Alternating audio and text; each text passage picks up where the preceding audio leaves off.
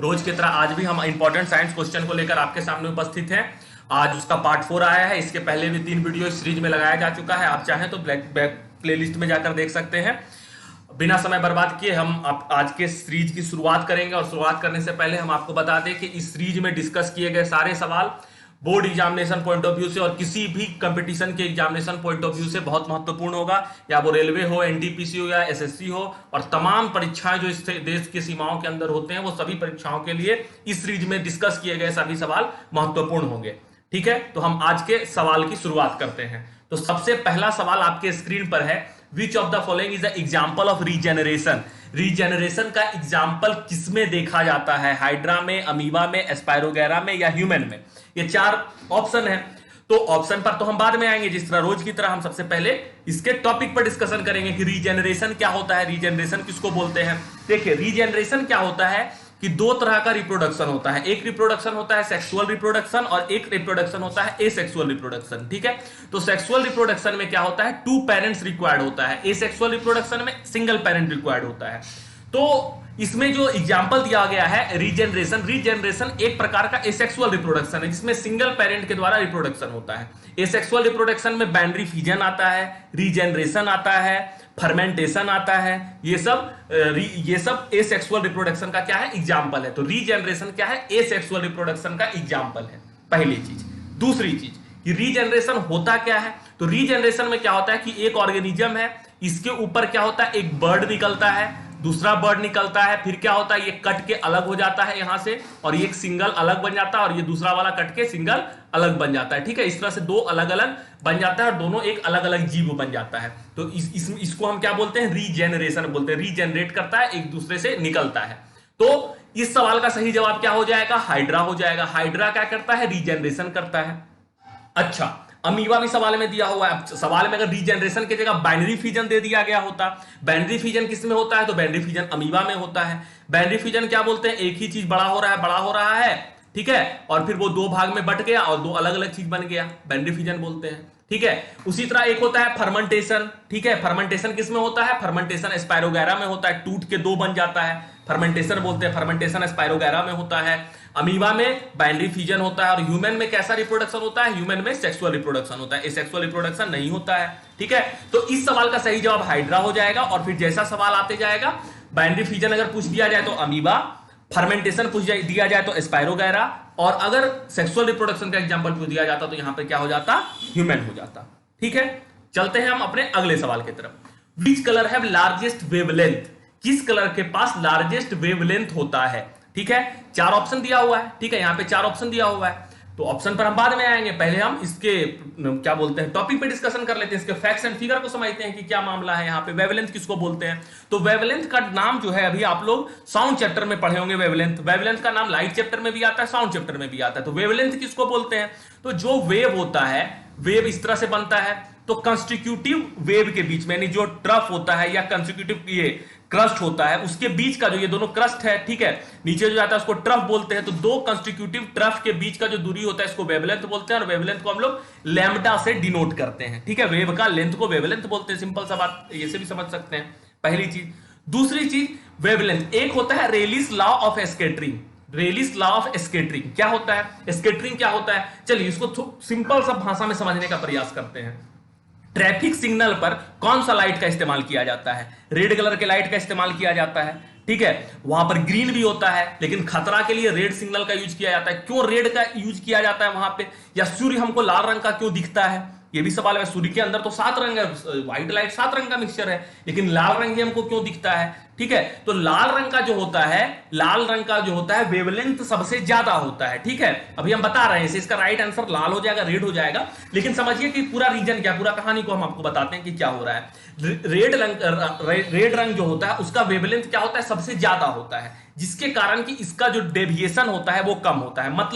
मतलब ये है कि अगर लाल रंग कहीं पे जल रहा है तो वो बहुत दूर तक चलकर हमारे नजर तक पहुंच जाएगा। ठीक है, लेकिन ब्लू रंग क्या होगा, वायलेट रंग क्या होगा, येलो रंग क्या होगा, ये डेविएट करता है। और यही कारण है कि हमको आसमान जो है ब्लू रंग का दिखाई देता है। ठीक है, आसमान ब्लू रंग का दिखाई देता है। तो ब्लू रंग का क्यों दिखाई देता है, क्योंकि ब्लू रंग क्या हो गया, फैल गया चारों तरफ। ठीक है, क्योंकि व्हाइट लाइट में तो 7 रंग होता है, वीवी की ओर आपको पता होगा, violet, indigo, red, blue, yellow, green, ये सारा कलर होता है उसके अंदर। 7 रंग होता है टोटल।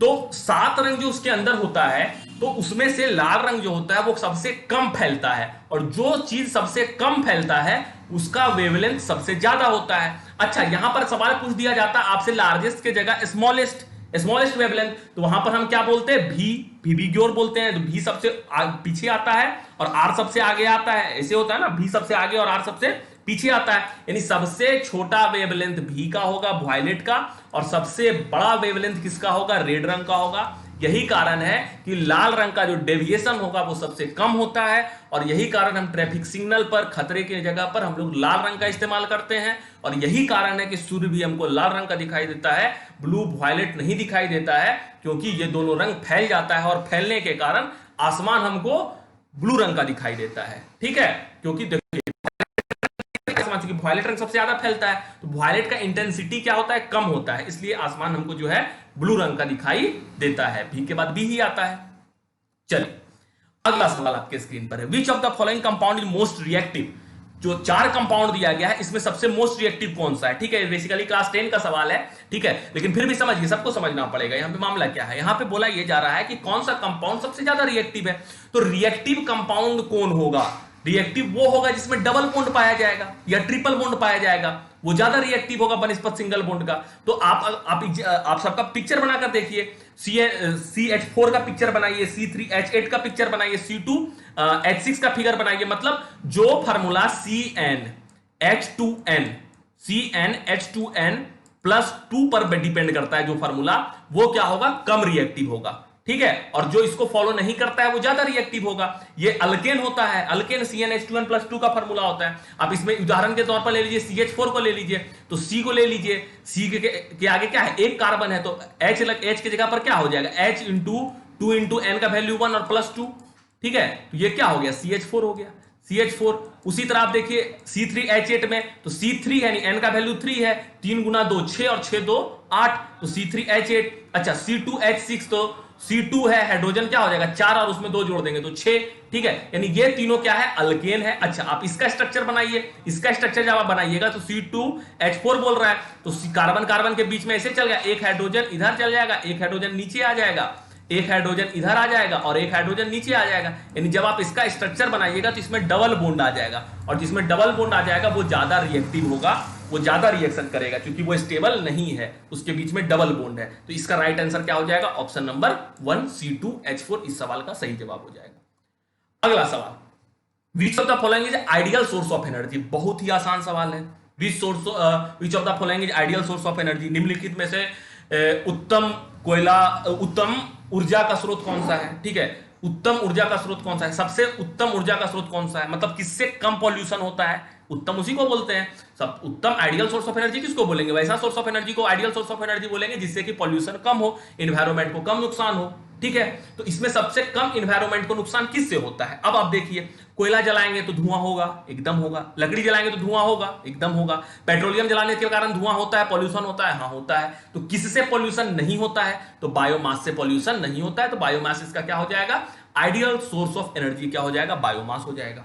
ठीक है, अगला सवाल, bile juice is secreted from. Bile juice जो सेक्रेट होता है हमारे शरीर में वो कहां से सेक्रेट होता है, ये सवाल पूछ दिया गया है। तो बाइल जूस का जो सेक्रेशन होता है वो कहां से होता है, ये सवाल आपके सामने है। चलिए हम थोड़ा सा बाइल जूस के बारे में जान लेते हैं, थोड़ा सा समझ लेते हैं बाइल जूस है क्या, कहां से आया ये टर्म। तो बाइल, हम लोगों के शरीर में एक डाइजेस्टिव सिस्टम होता है, कहां से शुरू होता है, हम लोग जो भोजन करते हैं वो भोजन पेट में जाता है, पचता है, और पचने के बाद वो पूरा उसका प्रोसेस होता है स्मॉल इंटेस्टाइन में, लास्ट में भोजन पच जाता है पूरे कंप्लीटली, और फिर उससे हमको एनर्जी मिलता है। तो ये कैसे कैसे होता है, तो सबसे पहले तो हम लोग खाना खाते हैं, जीभ से खाना खाते हैं, दांत से चिबाते हैं, जीभ से हमको उसका टेस्ट मिलता है। उसके बाद भोजन कहां पहुंचता है, उसके बाद भोजन पहुंचता है स्टोमेच में। ठीक है, समझिए, हम इसके आंसर पर नहीं आ रहे हैं, पूरे फैक्ट पर बात कर रहे हैं। स्टोमेच में, स्टोमेच में क्या होता है, पैंक्रियाज के द्वारा 2 चीज का सेक्रेशन किया जाता है, पैंक्रियाटिक जूस का सेक्रेशन होता है। ठीक है, पहले तो समझिए, पैंक्रियाटिक जूस का सेक्रेशन जो है पैंक्रियाज करता है, वो कहां डालता है, वो स्टोमेच में डालता है। स्टोमेच में क्या होता है, स्टोमेच में HCl होता है, और HCl से पेट को बचाता कौन है, म्यूकस। ये भी सवाल पूछा जा सकता है, पेट में किस चीज का सेक्रेशन होता है, तो HCl का। HCl से पेट को कौन बचाता है, तो म्यूकस। पैंक्रियाज से क्या निकलता है, पेप्सिन। पेप्सिन का काम क्या होता है, प्रोटीन को डाइजेस्ट करना। तो ये पैंक्रियाज का काम हो गया, स्टोमच समझ गए आप। अच्छा, स्मॉल इंटेस्टाइन, स्मॉल इंटेस्टाइन में क्या होता है, भोजन का कंप्लीट डाइजेशन जो होता है वो स्मॉल इंटेस्टाइन में होता है। लेकिन हमारा सवाल पूछा जा रहा है bile juice is secreted from, bile juice कहां से सेक्रेट होता है, तो बाइल जूस सेक्रेट होता है हमारे लीवर से। क्या करता है bile juice, bile juice fat को डाइजेस्ट करने में मदद करता है, फैट को तोड़ता है। फैट समझते हैं ना, वसा, जिससे आदमी मोटा हो जाता है, ठीक है, तो उसको तोड़ने में किसका काम होता है, बाइल जूस का सेक्रेशन करते हैं, ठीक है। अच्छा, हम आपको शुरू में बोले थे पैंक्रियाज से दो चीज का सेक्रेशन होता है, पैंक्रियाज से एक इंसुलिन का भी सेक्रेशन होता है। इंसुलिन क्या होता है, इंसुलिन कम ज्यादा हो जाने के कारण किसी भी इंसान को क्या हो जाता है, डायबिटीज की बीमारी हो सकती है। चीनी को डाइजेस्ट करने में इंसुलिन मदद करता है। तो ये पूरा एक पूरा टॉपिक था जिसको हम आज डिस्कस किए। तो आज के लिए बस इतना ही सवाल, ठीक है। कल के वीडियो में हम और सवाल के साथ आपके सामने उपस्थित होंगे। तब तक के लिए नमस्कार। और अगर आपने अभी तक हमारे चैनल को सब्सक्राइब नहीं किया है तो सब्सक्राइब कर ले। अगर अच्छा लगा हो तो वीडियो को जरूर लाइक करें और ज्यादा से ज्यादा लोगों तक वीडियो को शेयर करें। बहुत बहुत धन्यवाद।